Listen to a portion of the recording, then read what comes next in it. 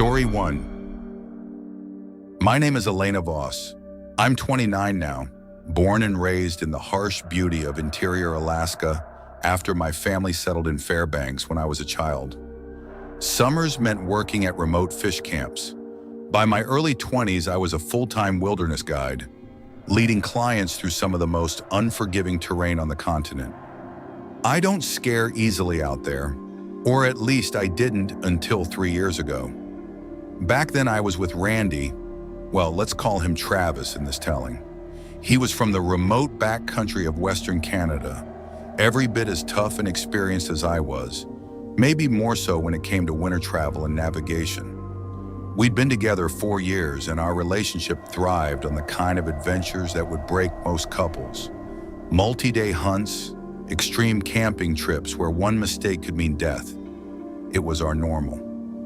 That winter we planned a snowmobile run between 2 established backcountry shelters roughly 60 miles apart in the vast northern wilderness preserve. We'd done the exact route twice before without issue. The weather forecast looked solid when we left. Day 1 went smoothly.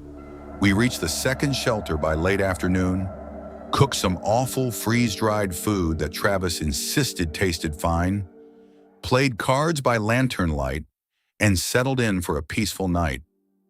The next morning brought hell. A full blizzard had roared in overnight with zero warning. Winds howling, snow so thick you could barely see your hand in front of your face. We should have stayed put. We had plenty of supplies, but impatience and overconfidence won out. We decided to push through. Big mistake. Travis took the lead on his machine because breaking trail in those conditions is brutal. I followed in his tracks, grateful for the easier path. Visibility was almost non-existent. One moment he was moving steadily ahead.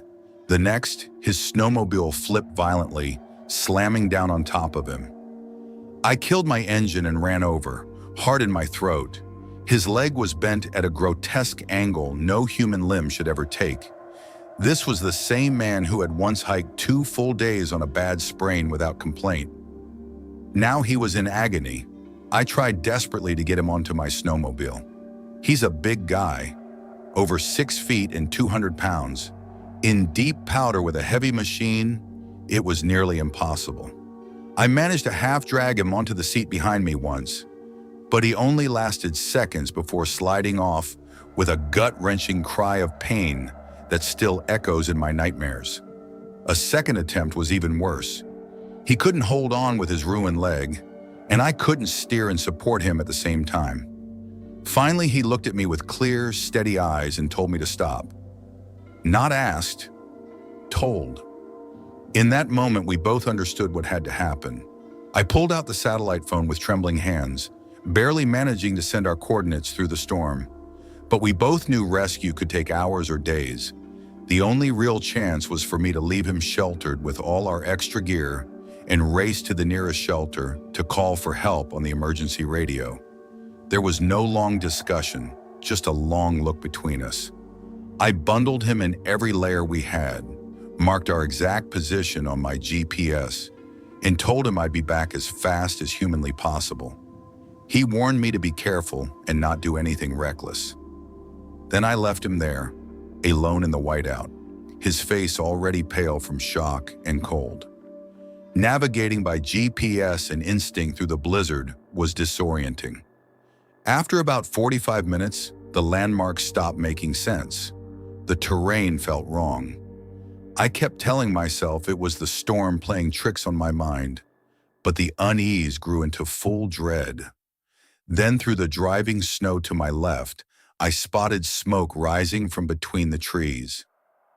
Hope surged. Smoke meant people, or at least shelter and a chance to warm up and regroup.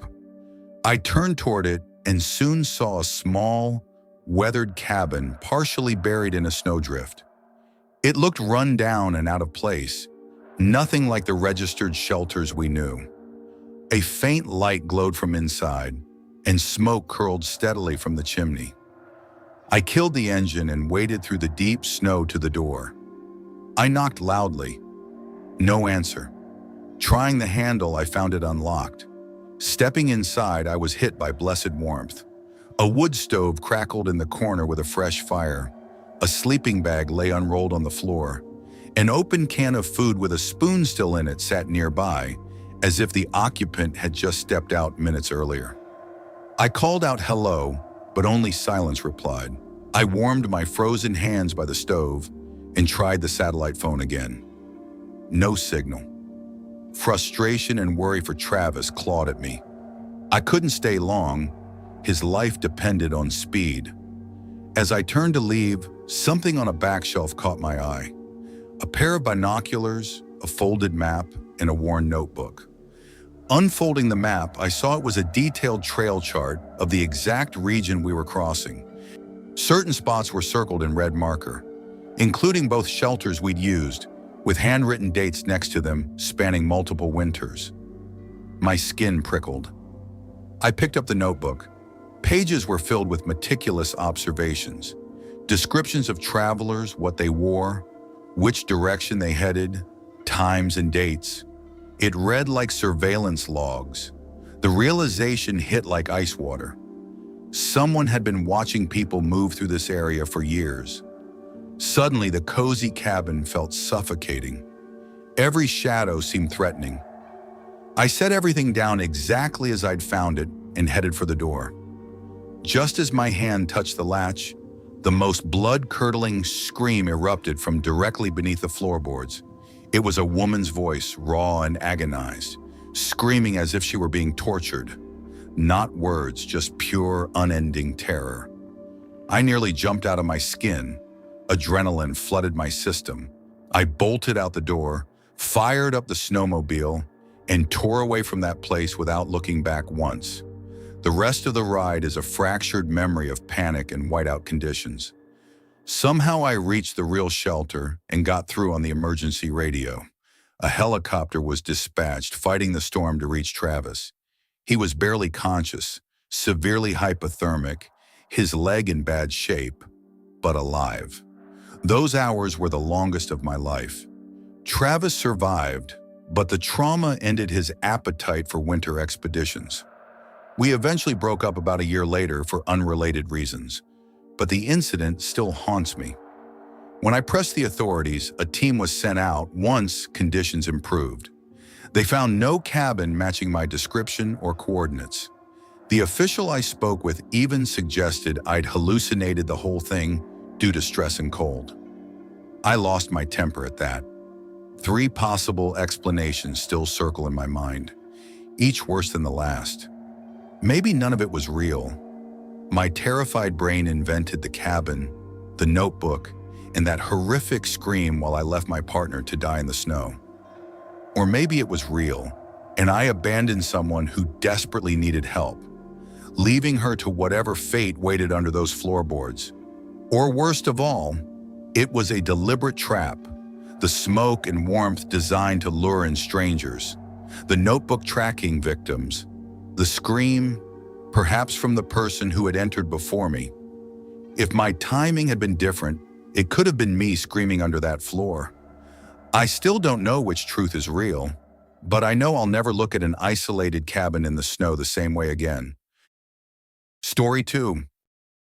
I should have died that night in the mountains. And if the man in the trees had wanted me dead, I wouldn't be here telling this. My name is Marcus Hale, and for 15 years, I've worked as a freelance wilderness mapper, spending weeks at a time alone in places where cell service doesn't exist, and the nearest town is a full day's hike away. I used to love the solitude, the cold air, the silence, the feeling that the forest belonged only to me. That changed the winter. I took a contract near Silver Ridge. The first day was routine. I logged coordinates, marked boundaries, and made it back to camp before dark as light snow began to fall. By morning, that light snow had turned into a heavy storm. Visibility dropped, the ground turned slick, and everything felt just a little more dangerous than it should have. I told myself I'd make one quick detour to mark a point less than a mile off the trail.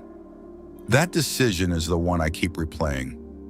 I slipped on hidden ice halfway down a slope and went hard, sliding until I caught myself on exposed roots. When I tried to stand, pain shot through my ankle so sharply it made me nauseous.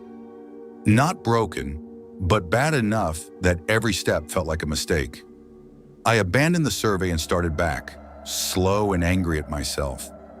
That's when I saw the footprints, fresh, sharp, cutting through the snow from the trees and joining the trail ahead of me. They matched my direction.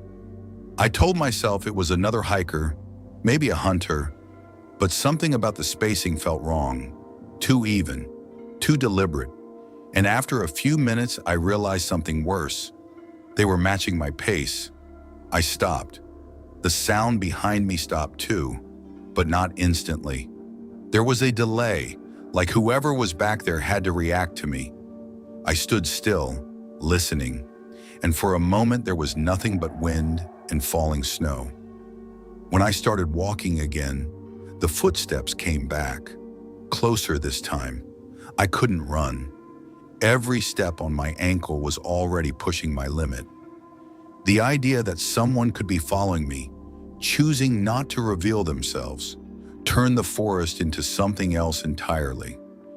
Then I heard a metallic clink off to my left, out in the trees, completely out of place. When I looked back down at the trail, the original footprints were gone. Instead, I saw a second set, moving parallel to me through the woods. Whoever had been ahead of me was now walking beside me, just out of sight. I should have kept quiet. I should have kept moving. Instead, I called out, asking who was there. The silence that followed felt heavy, like I'd just made a mistake I couldn't take back. I pushed on, focusing on getting to camp. Just before I reached it, a loud crack echoed behind me. Too sharp, too deliberate to be natural. I didn't turn around. I went straight into the tent, zipped it shut, and for a second convinced myself I was safe. Then I heard footsteps circling outside. Slow, patient. Not trying to get in, just moving around me. It lasted several minutes. Then it stopped. I didn't wait. I packed as fast as I could, hands shaking, and stepped back out into the cold. My headlamp cut across the trees, and that's when I saw him. He was standing just beyond the edge of camp, old, thin, his face hollow like he'd been out there too long. He didn't move toward me. He just watched. I raised my hand slightly and told him I didn't want any trouble. For a long moment, he said nothing. Then in a quiet, rasping voice, he said, "You're a lucky man tonight." And then he turned and walked back into the trees. I left that place immediately, limping through the dark without stopping. I never went back. I still work remote jobs, but never alone in winter anymore. Because sometimes when it's quiet enough, I remember the way those footsteps followed me. And I still don't know if he let me go, or if I was never the one he was waiting for. Story 3. Some people carry an aura that draws you in like a moth to flame, even when every instinct warns you they might burn you alive. In my junior year of high school, that person was a girl named Lila Whitaker. She wasn't the loud, popular type. Lila had this quiet, almost ethereal presence that made her stand out in a sea of ordinary teenagers. Strikingly beautiful, yes, but it was the mysterious distance in her eyes that fascinated me. She rarely smiled, kept mostly to herself, and spoke only when necessary. Most kids found her cold or strange. I found her magnetic. She reminded me of a quiet snowfall, the kind that muffles the world and makes everything feel distant and dreamlike. I couldn't stop wondering what thoughts hid behind that icy calm. I was deep into writing young adult fantasy stories back then, and I even named a character after her because the name felt perfect. One afternoon, I was walking up the school stairs with my buddy Marcus, excitedly describing my latest chapter, when he asked for the character's name. Without thinking, I said, Lila. At that exact moment, the real Lila turned the corner with a friend. She overheard, a faint smirk, the closest thing to a smile I'd ever seen from her, crossed her lips. "Yeah, because you love me or something," she said dryly as she passed. My face burned with embarrassment. Marcus burst out laughing. My chance was slipping away. Impulsively, I called after her and asked if she'd like to go out sometime. She stopped. Those piercing eyes locked onto mine, communicating clear disbelief at my boldness. Then to my shock, she agreed, scribbled her number on a scrap of paper, told me she'd text me, and walked away without waiting for a reply. A few days later, we were driving to a hiking trail she'd chosen, a place neither I nor anyone I knew had ever visited. The 45-minute drive felt like 10 because my mind was racing. Lila played unfamiliar music, window down, hair whipping in the wind. She seemed more talkative than usual, asking about my writing. I gave a nervous summary, trying not to sound ridiculous. The trail started pleasant enough, dense forest, fresh air, no other hikers in sight after the small gravel parking area. After 20 minutes or so, the path narrowed and the trees closed in. At a fork, Lila pointed left without hesitation. When I asked if she'd been here before, she said no, but her certainty felt off. The left path was rougher, less traveled. I pushed the unease aside and followed. At some point, I realized I couldn't hear her footsteps behind me anymore. We'd been walking single file on the narrow trail, and I'd taken the lead at her gesture. When I turned, the path was empty. I called her name. No response. Confusion turned to worry. I backtracked all the way to the fork. She wasn't there either. No side paths, no sign of her. It made no sense. I tried the right fork instead. It quickly became even more overgrown, barely a trail at all. I kept shouting her name, feeling increasingly foolish. Then I heard a branch snap off to my left, deeper in the woods. Movement flickered behind a thick tree trunk. My first thought was relief mixed with annoyance. Lila was messing with me. It fit her mysterious personality perfectly. I'd turn the tables and scare her first. I crept forward quietly, then jumped around the tree with a shout. But it wasn't Lila. A tall, middle-aged man stood there, completely unfazed. Horror flooded me. I stammered something about looking for my friend. He stared silently, then began walking toward me. I backed away, trying to stay calm. Then I spotted a second figure to my right. Another man, openly watching me, gripping a thick branch like a club. Panic took over. I ran.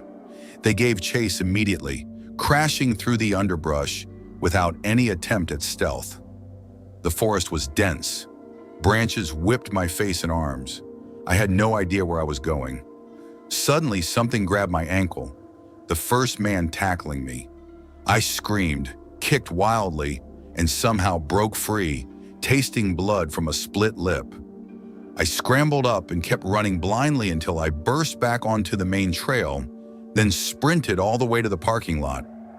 Lila's car was still there, but the other vehicles were gone. No sign of her. Terror for her safety gripped me. I called her phone repeatedly. Just as I was about to dial emergency services, a text came. "Where did you go?" Moments later, she emerged calmly from the trees, as if nothing had happened. I yelled for her to hurry, blurting out the whole terrifying encounter. She seemed more irritated than concerned. When I demanded to know where she'd been, she claimed she thought I went ahead and had been trying to catch up. I knew it was a lie. I'd retraced every step to the fork. The pieces clicked into place with sickening clarity. The trail she'd chosen, the fork she'd pointed to, the way she'd let me go first, the men appearing exactly where she disappeared. It felt planned, orchestrated. The ride home was unbearable tension. I kept stealing glances at her serene face, wondering how someone who looked so innocent could lead another person into danger like that. We barely spoke. At my house, we said awkward goodbyes. I never reached out again, and she never did either. I've shared this story with only a handful of close friends over the years. Their reaction is always the same. She set me up. She knew those men. She knew the trail. I've turned that possibility over in my mind countless times, But I still can't understand why anyone would do something so cruel. Lila Whitaker vanished from my life after that day. No social media presence, no college records I could find. She's simply gone. But on quiet nights, when the woods seem a little too still, I still wonder what really happened that afternoon, and whether she was the predator or just another piece in someone else's game.